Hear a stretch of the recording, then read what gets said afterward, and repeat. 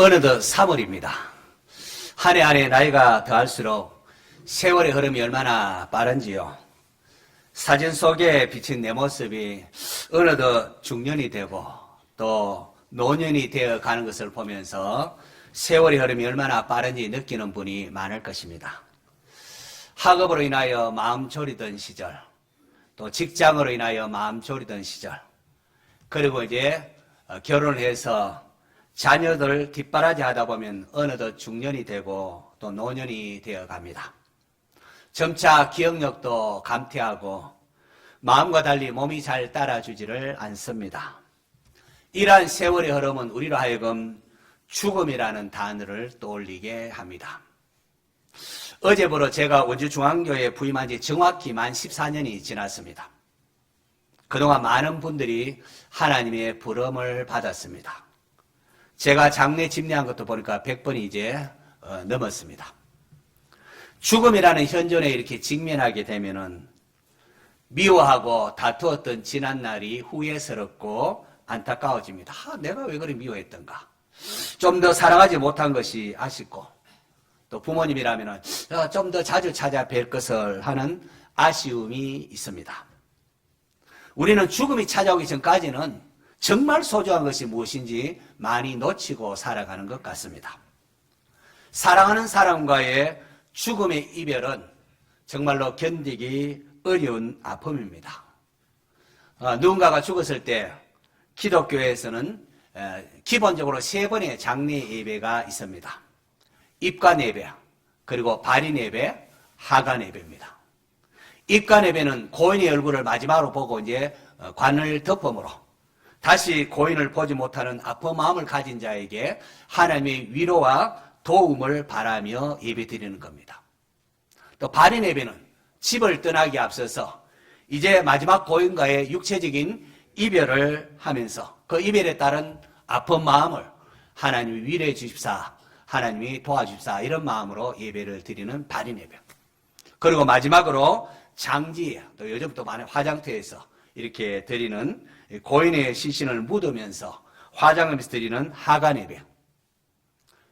우리가 한 줌의 흙으로 우리 육체가 돌아가는 인생의 허무함을 그렇게 극명하게 느끼면서 장차 예수님께서 재림하실 때에 영광스러운 몸으로 부활할 것을 소망하며 하나님의 위로를 바라며 드리는 것입니다. 여러분, 누구나, 이건 예외가 없습니다. 누구나 겪어야 하는 죽음의 이별입니다.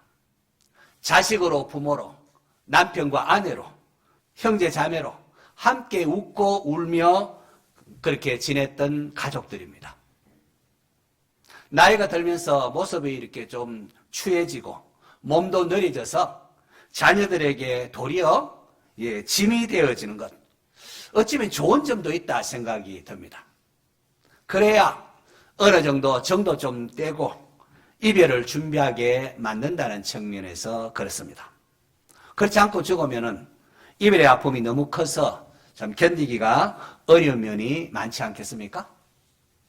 오늘 읽은 성경 본문은 아브라함의 아내 사라가 죽고 그 죽고 난 후에 되어진 이야기들입니다.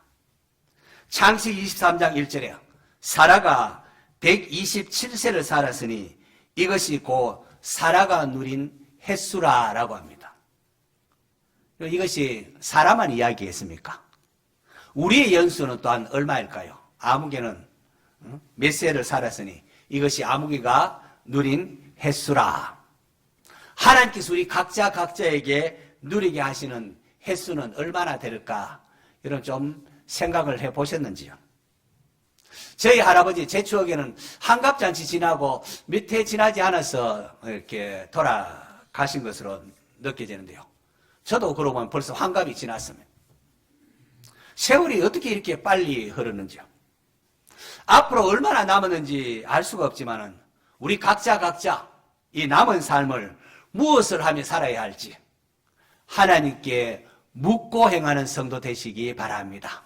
내 마음대로 내가 이렇게 살아야지 이렇게 하는 게 아니라 하나님 무엇을 기뻐하실까? 하나님 어떠한 인생을 내 주어진 삶을 살까요? 이렇게 묻고 행하는 성도 되시기 바랍니다.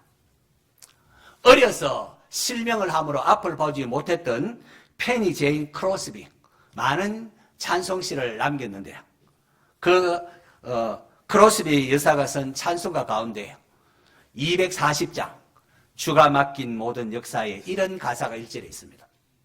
주가 맡긴 모든 역사 힘을 다해 마치고 밝고 밝은 그 아침을 맞을 때 요단강을 건너가서 주의 손을 붙잡고 기쁨으로 주의 얼굴 배우리. 나의 주를 내가 그의 곁에 서서 배우며 나의 주를 손에 못자국을 보아 알겠네. 사랑하는 성도 여러분, 우리 믿는 성도가 세상을 떠나는 것은 자기에게 맡겨진 일을 다 마쳤음을 뜻하는 것입니다.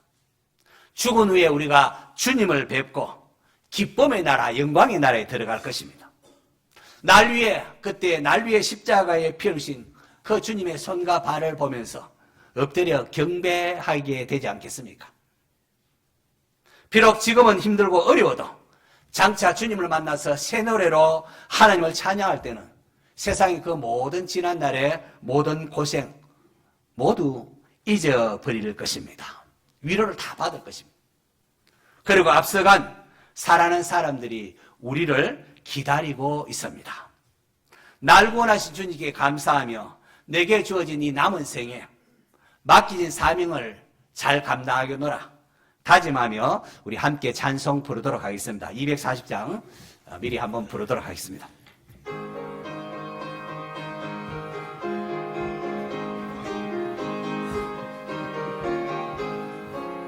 주가 맡긴 모든 역사 힘을 다해 마치고 밝고 밝은 그 아침을 맞을 때 요단강을 건너가서 주의 손을 붙잡고 기쁨으로 주의 얼굴 배우리.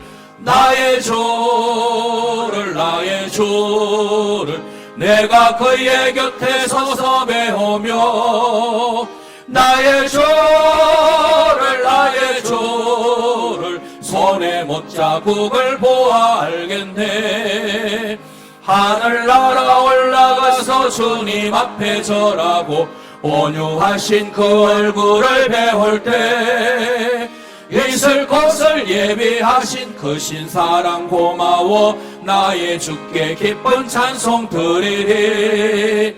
나의 주를 내가 그의 곁에 서서 배우며 나의 주를 손에 못자국을 보아 알겠네. 이 세상을 일찍 떠난 사랑하는 성도들 나를 맞을 준비하고 있겠네. 저희들과 한 소리로 찬송 부르기 전에 먼저 사랑하는 주를 배우리. 나의 주를 내가 그의 곁에 서서 배우며 나의 주를 손에 못자국을 보아 알겠네. 영화로운 시온성에 들어가서 다닐 때 흰 옷 입고 황금길을 다니며 금고문고 맞추어서 새 노래를 부를 때 세상 고생 모두 잊어버리리. 나의 주를 내가 그의 곁에 서서 배우며 나의 주를 손에 못자국을 보아 알겠네. 아멘. 사람에게 가장 큰 스트레스는 배우자의 죽음이라고들 합니다. 아브라함과 함께 파란만장한 삶을 살았던 아내 사라가 127세에 죽습니다. 사라는 남편을 따라서 고향을 버리고 갈대아 우르를 떠나 갈대아 우르를 떠나서 지금까지 온갖 어려움 속에 묵묵히 아브라함에게 복종하는 삶을 살았던 현숙한 아내입니다. 사라는 대단한 미모의 소유자였습니다. 얼마나 예뻤던지 애국왕 바로가 그 미모를 보고는 아내로 맞으려고 하기로도 했고, 블레셋 왕 아비멜렉도 이 사라의 미모를 반해서 그녀를 아내로 맞으려고 했던 적이 있지 않습니까? 이렇듯 아름다운 사라였지만은 아이를 못 낳은 서름이 인하여 오랫동안 울어야 했습니다. 몸종을 통해서 좀 아이를 낳아보려고 이렇게 했는데 그러다가 몸종으로부터 멸시를 받는 수모를 당하기도 했습니다. 그러다가 90세에 기적 같은 약속의 아들을 이삭을 낳고 기뻐하고 즐거워하죠. 그러나 그것도 잠시 어느덧 세월이 흘러서 사라는 아들 결혼을 보지도 못하고 그만 이렇게 눈을 감습니다. 그러고 보면은 이 세월의 흐름 앞에 고운 것도 헛되고 아름다움도 사라지고 우리 모두는 이렇듯 한 사람씩 하나님의 부름을 받습니다.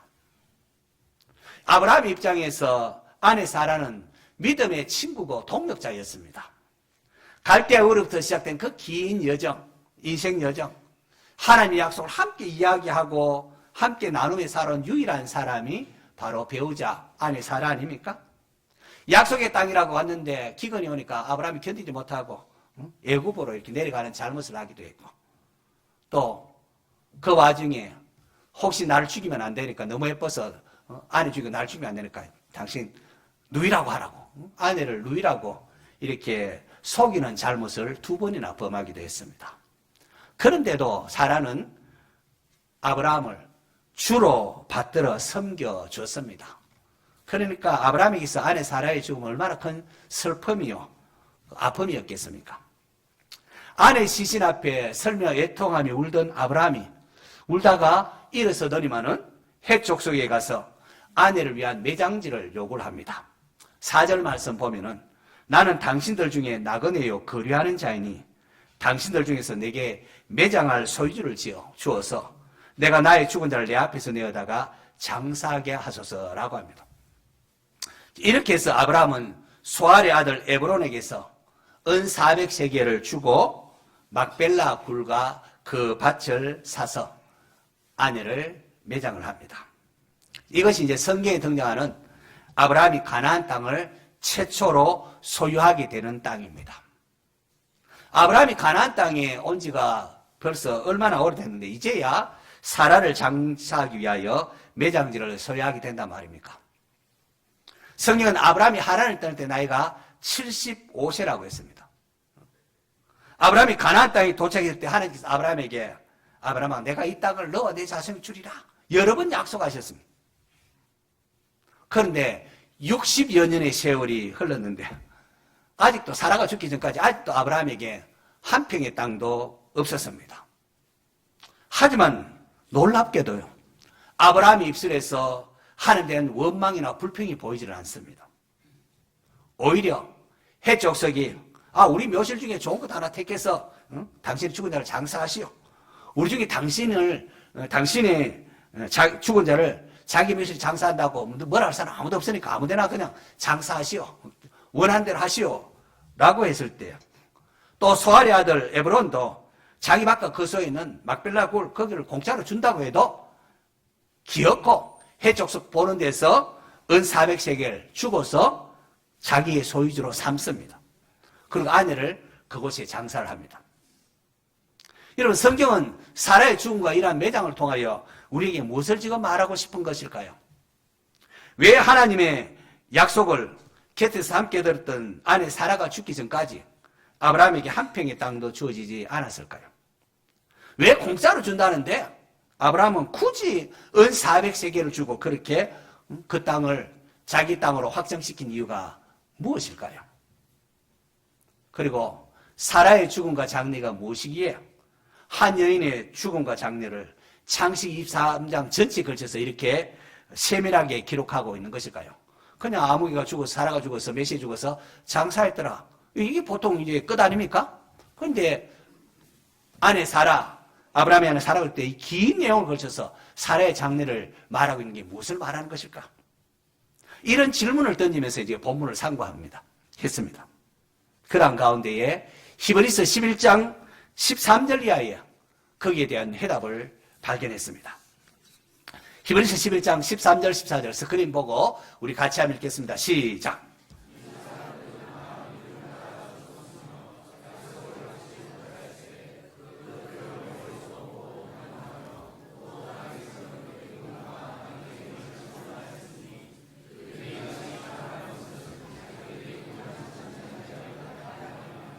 예. 히브리서 11장은 믿음장으로 알려져 있습니다. 거기는 수많은 믿음의 사람들이 등장. 믿음으로 아벨은, 믿음으로 노아는, 믿음으로 누구는, 믿음으로 등장. 그런데 믿음장의 중간점에 사라 이야기가 나옵니다. 믿음으로 사라는 멋지게 쭉 나옵니다. 그리고 그 다음에 나오는 구절이 방금 읽은 거.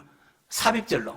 믿음으로 이삭은 나오기 전에 그 삽입절로 이 사람들은 다 믿음을 따라 죽었으며 약속을 받지 못하였으되 그것들을 멀리서 보고 환영하며라고 했습니다. 이 사람들은 이 사람들이라고 복수로 되어 있습니다.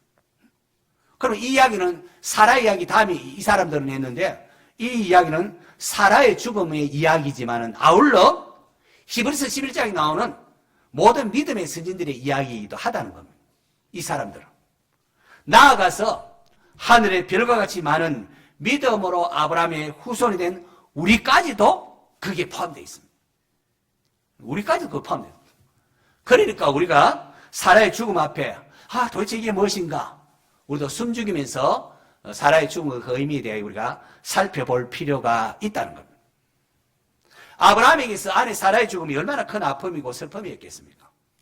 하지만 보십시오. 아직 가나안 땅에서 땅 한 평 구하지 못한 상황에서 사라가 죽었지만 아브라함과 사라는 믿음으로 하나님께 주신 약속의 성취를 멀리서 보고 환영하였다라고 말하고 있습니다. 아브라함은 헷 족속들에게 나는 당신들 중에 나그네요 그리워하는 자이다 말합니다. 나그네요 그리워하는 자다. 사실 나그네 그리워하는 때 그 땅을 살 수 있는 그런 자격이 없다는 그런 말이기도 합니다. 아브라함이 진짜로 바라보고 있는 것은 눈에 보이는 그 가나안 땅이 아니었습니다. 그곳에서 아브라함은 나그네요 거류자일 뿐입니다. 그럼에도 아브라함이 아내 사라가 죽었을 때 갑자기 일어나더니만은 막벨라 굴과 그 밭을 사고자 합니다. 공짜가 아니라 기어이 비싼 값이 비쌀 텐데요. 400시간이. 그걸 주고 그렇게 해서 우리 생각에는 그냥 준다니까 공짜로 받으면 좋겠지. 우리 그렇게 생각이 쉬운데 억지로라도 주고 산 것은 그것이 자기가 산 이 땅이 무엇을 상징하는지 알았기 때문입니다. 그 값을 아까워하지 않고 주고 자기 땅으로 확장한 것, 이 땅이 무엇을 의미하는지 알았기 때문입니다. 사라는 약속의 땅에 묻힌 최초의 사람입니다. 그리고 그 땅은 이제 햇사람의 땅이 아니라 누구의 땅요? 아브라함의 소유지로 확정된 땅에 사라가 묻힙니다. 약속의 성취를 담고 있습니다. 햇사람들이 묘실 중에 우리 묘실 중에 좋은 것 택하여 장례하라 할 때에 아브라함은 마치 기다렸다시피 에브론이 가지고 있는 망물의 앞에 있는 막벨라 굴을 택했습니다. 그걸 택합니다. 에브론이 그러면 공짜로 그거 가지라고 할 때에도 굳이 돈을 주면서 햇사람들을 보는 데서 자기의 소유로 확정을 합니다. 성경에서 그 땅이 아브라함의 소유주로 확정되었다는 것을 18절, 20절 두 번에 걸쳐서 강조하고 있습니다. 중요하다는 겁니다. 그 땅이 어떤 장소길래 이렇게까지 하는 것일까요? 2절에 보면 기럇 아르바가 헤르본이다. 헤르본은 기럇 아르바라고 했고 17절에도 마므레 앞 막벨라 19절에도 마므레 앞 막벨라고 하면서 마므레는 곧 헤브론이라고 설명까지 하고 있습니다. 이 땅이 무슨 땅, 어떤 땅입니까? 창세기 13장 18절에 보면은 바로 헤브론에 있는 마므레 앞 수풀에서 아브라함이 여호와를 위하여 제단을 샀습니다. 마므레 헤브론. 바로 이곳은 롯이 떠난 후에 자식이 없는 아브라함에게 하나님께서 나타나셔서 야 아브라함아 눈을 들어서 동서남북을 바라봐라. 이 땅을 내가 너와 네 자손에게 줄 것이다. 네 자손이 티끌같이 많을 것이다. 티끌을 세술지는 네 자손도 세리라. 너는 일어나 그 땅을 종으로 횡으로 다녀봐라. 다 내가 이것을 내게 주겠다고 약속하신 곳이 바로 그곳이었습니다. 그렇게 아브라함은 모든 햇사람이 보는 앞에서 돈이 아무리 들더라도 돈 아까워하지 아니하고 그 돈을 주고 삽니다. 햇사람들이 그동안 공짜로 사용했으니까 이건 원래 내 거니까 내놓으라 하면은 공짜로 사용하다면 그렇게 될 수 있으니까 아예 햇 사람들이 나중에 딴 말하지 못하도록 아주 확실히 한 겁니다. 이건 아브라함의 소유로 확정된 겁니다. 비록 한때기에 밭과 굴에 불과하지만 가나안 전체가 아니고 일부지만은 나는 바로 이 땅에 속했고 바로 이것이 하나님께 내게 주리라 약속한 나와 내 후손들의 것이라는 것을 분명히 한 겁니다. 아브라함의 소유로 확정한 겁니다. 이후에 이 막벨라 굴은 아브라함도 죽어서 그곳에 묻히게 되고 또 이삭과 그 아들 이삭과 또 아내 리브가 또 야곱과 레아가 묻히기도 할 것입니다. 그리고 그곳은 육신의 땅을 넘어서 장차 아브라함과 그 후손이 들어갈 영원한 본향인 하늘나라를 예표하고 가리키고 있는 것이었습니다. 히브리서 기자는 아브라함이 아내 사라를 그곳에 장사하면서 언젠가 돌아가야 할 이 땅이 상징하는 진짜 본향을 사모했다고 하면서 히브리서 11장 16절에 이렇게 해석해 줍니다. 자, 고대 16절 같이 읽습니다. 시작.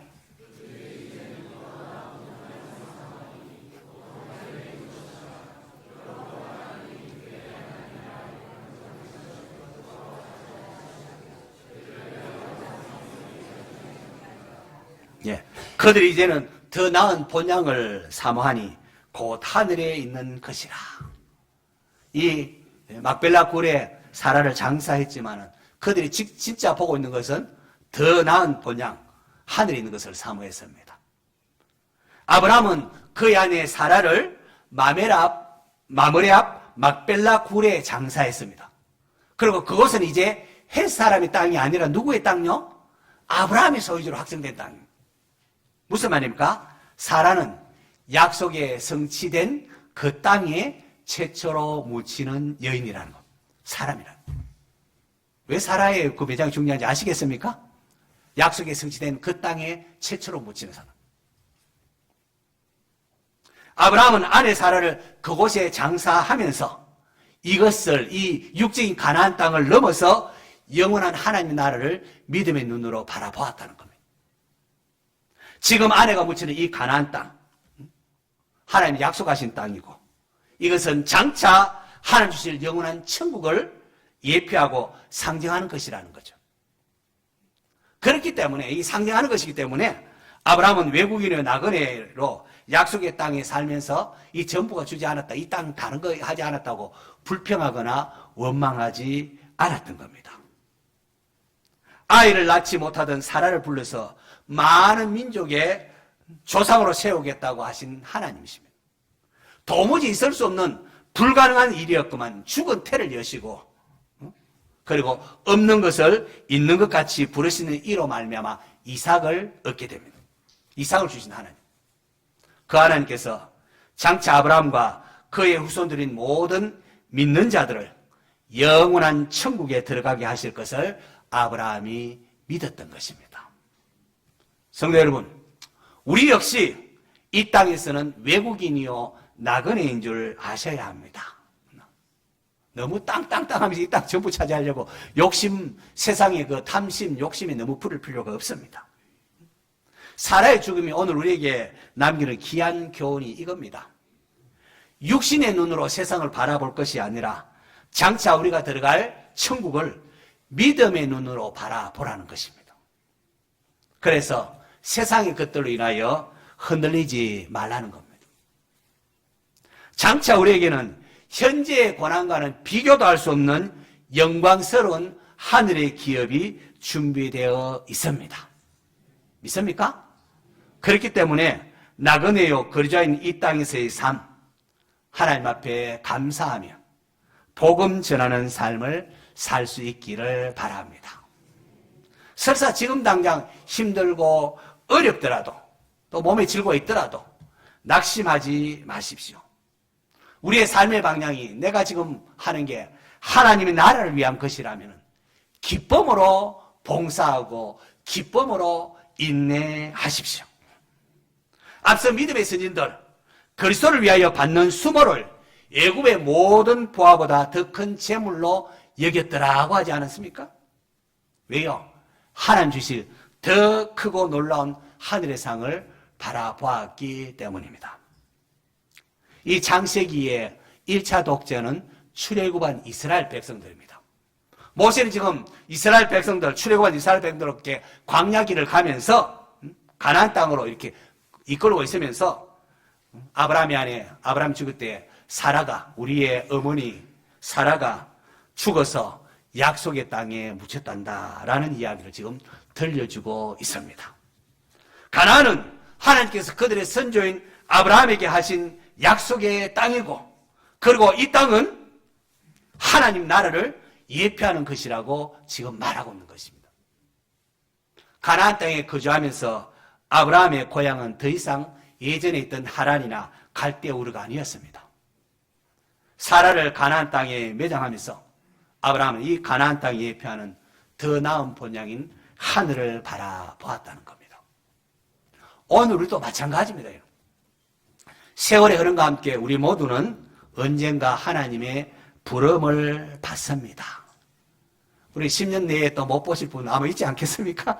있을 겁니다. 하나님은 언약에 신실하신 분이십니다. 하나님께서는 은 400세겔 이런 정도와는 비교도 할 수 없는 하나님의 독생자를 보내셔서 우리의 죄를 대속하시고 믿는 성도들을 위하여 천국을 예비하셨습니다. 할렐루야. 그렇다면 우리에게 허락된 남은 생이 어떻게 살아야겠습니까? 비록 이 땅에서의 삶이 힘들고 어렵다 하더라도 나그네요. 여러분, 우리의 삶이 나그네요. 나그네 인생입니다. 낙심하거나 좌절하지 마시기를 바랍니다. 불평하지 마십시오. 사라의 죽음 앞에 아브라함은 더 나은 본향인 천국을 바라보았습니다.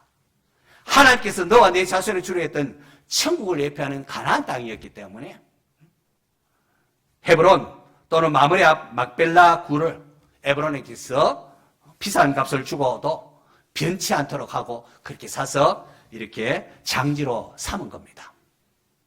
세월이 유수처럼 정말로 빠르게 지나고 있습니다. 우리도 천국을 바라보며 믿음으로 살아가는 성도가 되시기 바랍니다. 날 위해 천국을 예비하러 가신 그 주님께 감사하고 나그네 인생의 탐욕에 너무 물들지 마시고 하나님의 영광을 위해 살아가는 복된 성도들 될 수 있기를 축원합니다.